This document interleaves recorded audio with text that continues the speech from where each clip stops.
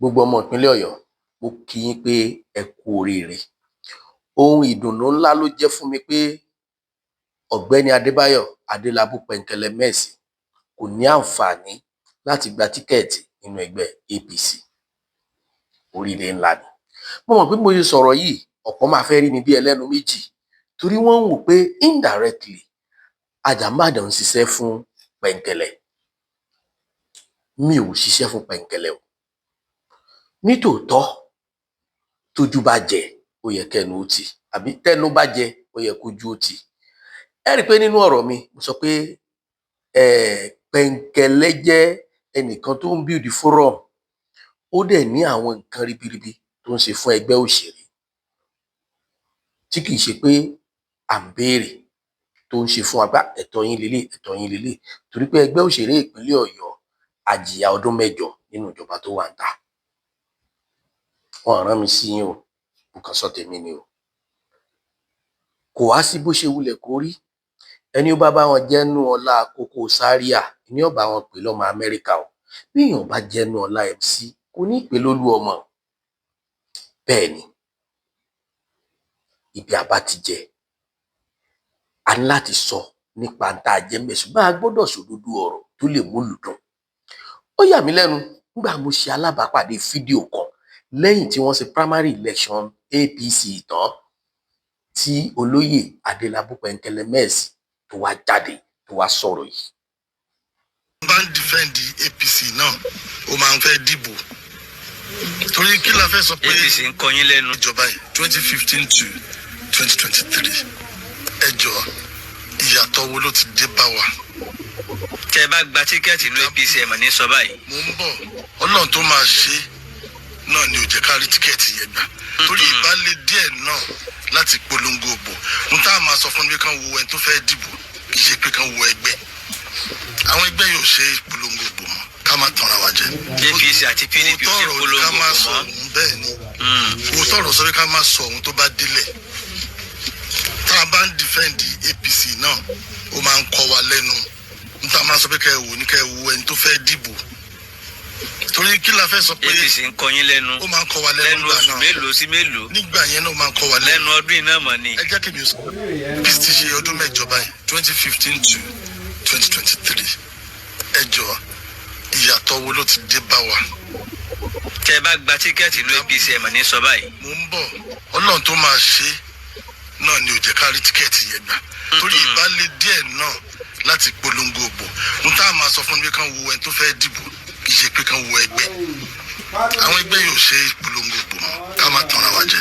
APC àti PDP ṣe polongo òbò mọ́. Bẹ́ẹ̀ ni mo tọrọ sọ pé ká má sọ ohun tó bá délẹ̀. Tá a bá ń dìfẹ́ǹdì APC náà ó máa ń kọ́ wa lẹ́nu n tá a máa sọ pé kẹ́ ẹ wò ní kẹ́ ẹ wo ẹni tó fẹ́ dìbò torí kí la fẹ́ sọ pé. Gẹ́gẹ́ bí ọmọ ìpínlẹ̀ Ọ̀yọ́ rere, gẹ́gẹ́ bí ọmọ Yorùbá àtàtà, gẹ́gẹ́ bí ọmọ tó fẹ́ràn ìlú orílẹ̀-èdè Nàìjíríà, kí ni èrò tiẹ̀ lórí nǹkan tó gbọ́? Ẹ jẹ́ àjọ láròjinlẹ̀, ṣẹ́rẹ́ àwọn nǹkan ń bẹ ọgbọ́n yàbí ọ̀nà. Àwọn nǹkan ń bẹ tó pé èèyàn lè kọjú síbẹ̀ káyọ́ kọ̀yìn bẹ́ẹ̀, ó lè kọ̀yìn síbì kan káyọ́ kọjú bẹ́ẹ̀. Tí ẹ bá bi ayé pé kí ló dé tó fi kọ̀yìn síbi tí wọ́n kọjú sí yóò rí wí. Tí ẹ bá bi ìwọ náà ó dàbí ẹni ó mú kù mọ́ tó lu àná ẹ̀ pa, bí ẹ bá bi yóò rí wí. Bó tiẹ̀ jẹ́ pé ó ṣeé ṣe kó parí ọ̀rọ̀ rẹ̀ àti ìrìn àjò rẹ̀ sábòlógo. Mo wá rí ọ̀rọ̀ yìí bíi pé Adélábù jẹ́ èèyàn bíi mi nínú ọ̀rọ̀ tó sọ yìí, ṣùgbọ́n bàbá ò ní ìwà tí wọ́n sọ jáde lẹ́nu. So ẹ̀yin mọ̀ wípé ọ̀pọ̀lọpọ̀ ẹgbẹ́ tó wà níta, pàápàá jùlọ APC PDP, ẹ mọ̀ orúkọ àwọn ẹgbẹ́ yìí ti bàjẹ́, wọn ṣe campaign, kò yẹ kẹ́ ẹ jáde rárá pé fẹ́ dìbò. I'm sorry to say that. Sẹ́ríkẹ́ wá wà neutral, káyọ́ máa gbósùbà fún yín kò bá wá dà.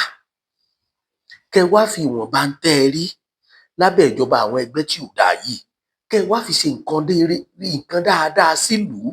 Kò dìgbà téèyàn bá tó jẹ gómìnà tàbí tó bá tó gba mínísítà tàbí tó bá tó gba kó tó di sẹ́nítọ̀ tàbí ó gba kọmíṣánná kan, kò dìgbà yẹn tọ́lọ́run bá ti bùn ọ́ jẹ àǹfààní wà tó bá mọ̀ pé tòótọ́ lo nífẹ̀ẹ́ ìlú rẹ̀ o dẹ̀ fẹ́ ṣe dáadáa síbẹ̀ ó lè ṣe. Kò pọn dandan pé gbà tó bá tó joyè ènìyàn tó mọ̀ ń ṣe Alhaji Daudu Igbogun bẹ lọ́yọ̀ọ́ Aláàfin, kò jẹ́ Ilésanmí ló jẹ́, kò jóyè, ó dẹ̀ ń ṣe dáadáa, ó dẹ̀ ń ṣe ohun mèremère, ó ń ṣe ohun máyédẹrùn tínú ìlú Ọ̀yọ́ sì ń dùn. Àwa ń kí wọn yìn wọn. Àwọn ọmọ Alhaji Moshood Ajísáfẹ́ ń bẹ lọ́yọ̀ọ́ tí wọn ò jóyè, bàbá wọn gan ò jóyè, kò jẹ́ nǹkan kan, wọ́n dẹ̀ ń ṣe dáadáa. Ọ̀gbẹ́ni Adélabú Pẹ̀nkẹ́lẹ́mẹ́s, ẹ disappoint àwọn olólùfẹ́ yín o pẹ̀lú interview, kẹ wá mọ́ grant interview gan ó sì dáa, tàbí kẹ ẹ sọ̀rọ̀ míì táwọn èèyàn fèrè yín bíi pé no, mánu yìí ó láyọ̀ ọkàn, mánu yìí kó tó wá mọ́ consider yín pé no, ó mọ̀ ń dùn àwọn òpin wọn sí fún mánu yìí ní tíkẹ́ẹ̀tì torí pé ó ní àníyàn dáadáa. Ó lè jẹ́ pọ́tọ̀ ní bẹ́ẹ̀ ṣe sọ lọ, ó lè jẹ́ pọ́tọ̀ ní bí mi ṣe gbọ́ lọ, ṣùgbọ́n ṣe mọ̀ pé ọ̀rọ̀ òdùn bíi ká mọ̀ sọ, ká mọ̀ sọ òdùn bíi ká mọ̀ gbọ́.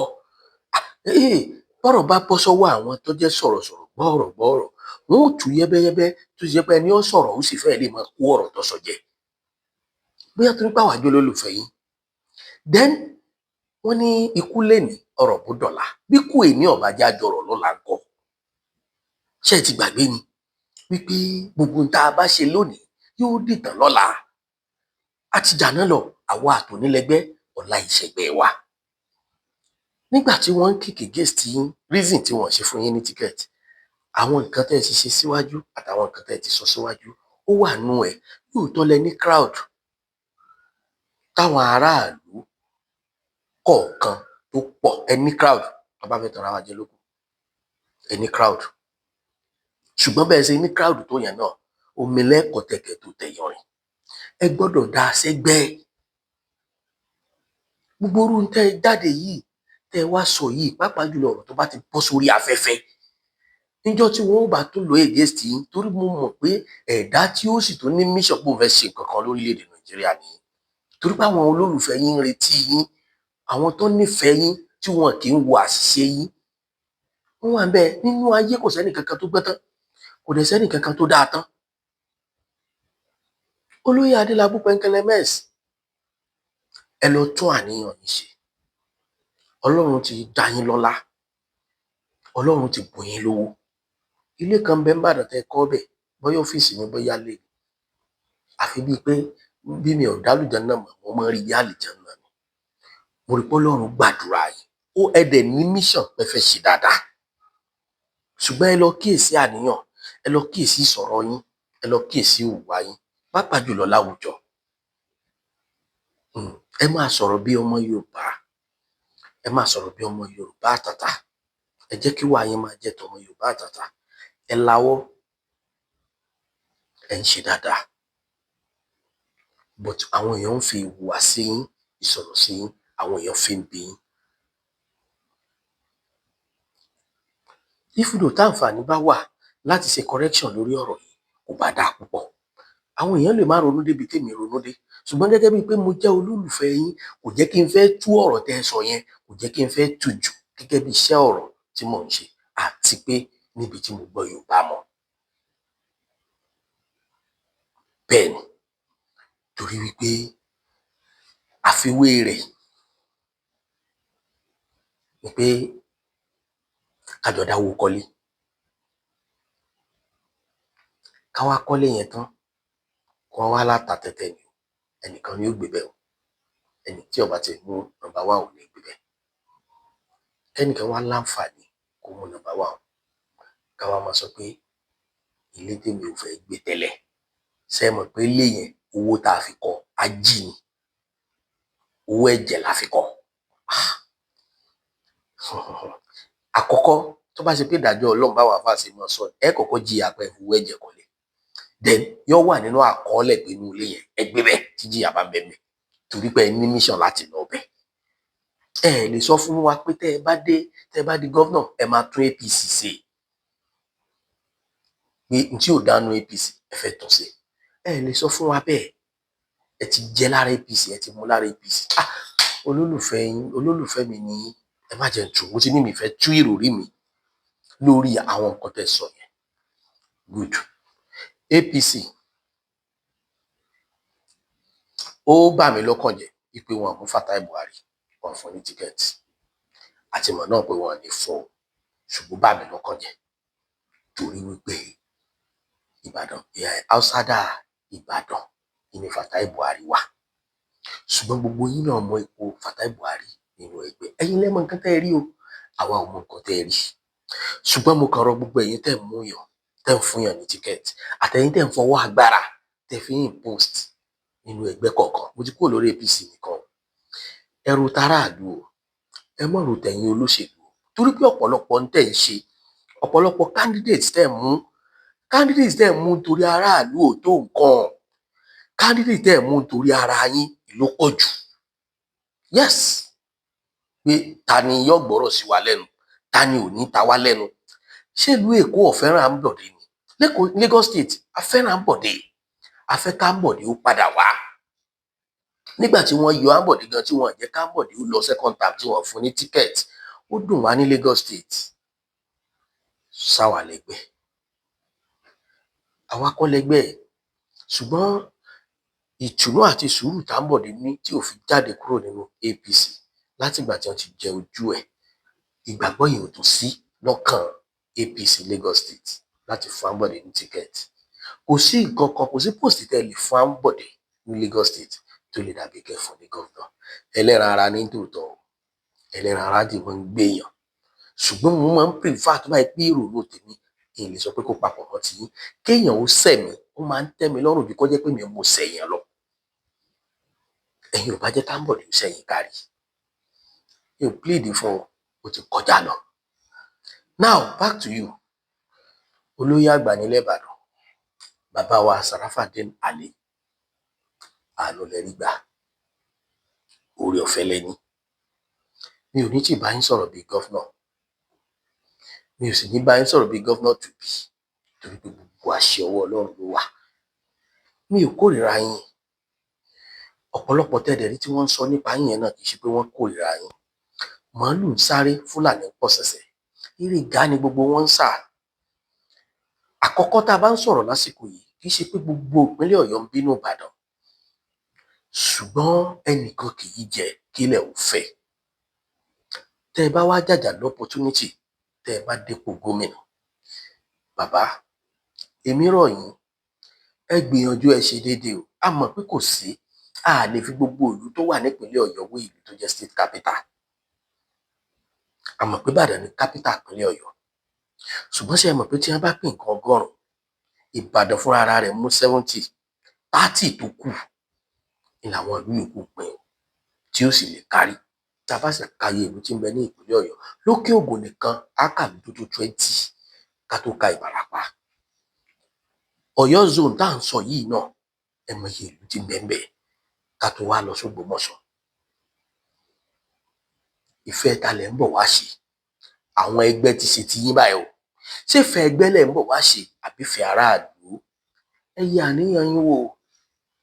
Ṣùgbọ́n mo fẹ́ kẹ́ ẹ mọ̀, àtọdún 4 ni, àtọdún 8 ni, 20 ọdún bọ̀ wá kọlà. Mi ò lọ́rọ̀ lórí yìí, ó dìgbà náà nà. A mọ̀ pé nígbà tí ó bá fi di February next year, Ọlọ́run fún wa ní ẹ̀mí àti àlàáfíà, ọ̀rọ̀ ó ti tó sọ. Nígbà tí ó bá wá fi di May 29, ọ̀rọ̀ ó ti dùn lẹ́nu gbogbo wa. Àwa nífẹ̀ẹ́ gbogbo yín o, àwa ò lòdì o, a sì lálátakò. Gẹ́gẹ́ bí mo ṣe máa ń sọ, mo lè máa ròyìn ha kó jẹ́ pé B ni màá tẹ̀ bòmí fún. Ó ní reason tí mo ṣe ń ròyìn ha yẹn, ó ní reason tí mo fi lọ tẹ̀ bòmí fún B. That is Ajambade for you. So mi ì dẹ̀ ní wá kí n wá sọ̀rọ̀ bàjẹ́ sẹ́nì kankan. Àwọn tẹ́rí tí wọ́n ń sọ̀rọ̀ bàjẹ́ nípa Sharafadeen Ali, àwọn tẹ́rí tí wọ́n ń sọ̀rọ̀ bàjẹ́ nípa Oríyọmí Hamzat, àwọn tí wọ́n ń sọ̀rọ̀ bàjẹ́ nípa Pẹ̀nkẹ́lẹ̀, ṣẹ́rí bá ṣe tó ní ìjà bínú, báwọn ò ṣe mọ ní òjẹ́ wọn lè ní sùúrù. Àsìkò òṣèlú ti dé o, ẹ má jẹ́ kán lò yín lòkulò, ẹ má sọ̀rọ̀ ayé di irinṣẹ́ olóṣèlú. Bí ẹ bá fún mi lówó ní ìsìn tó ní kí n campaign, tó bá ní kí n sọ nípa òun, màá jẹ́ káwọn èèyàn mọ̀ pé òun ló ní kí n sọ pé òun lè ṣe báyìí, ìyẹn ò pé gbogbo wá fún mi. So báwo ló ṣe expect pé kí n máa sọ pé mo endorse pé n tó ṣe rè, kò wá mọ̀ ṣe mọ́, kó wá dàbí ìtìjú òní. Káwọn èèyàn wá mọ̀ gbé mi ṣépè tí mo lọ́mọ tí mo níyàwó. No, I cannot do it. Nobody can push me gbàngbàn. Ẹnìkan ò lè tì mí gbàngbàn nítorí èlò. So kí kálukú jẹ́ kọ́jọ́ iwájú ẹ̀ ó ṣe pàtàkì sí. Pẹ̀nkẹ́ funny thinker, Baba Aládò and others. Mi ní kẹ́ ẹ má ṣiṣẹ́ fún yàn, but ẹ sọ ohun tí ó tẹnu yín jáde. Ẹ jẹ́ kọ́jọ́ iwájú yín kó ṣe pàtàkì sí yín ju owó tí wọ́n ń fún yín lọ. Ẹ jẹ́ kọ́jọ́ iwájú yín kó ṣe pàtàkì sí yín jẹni tẹ́ ẹ nífẹ̀ẹ́ lọ. Torí pé gbogbo wa la lọ́jọ́ iwájú rere tí mo sì nígbàgbọ́ pé ọjọ́ ayọ̀ á kó lé wa lórí. Àwọn ọmọ tiwa náà débi gíga àti páwa gan-an ní kú síbi kúkúrú tá a wà yìí. Mashallah la quwwata illa billahi àṣẹ ti gùn.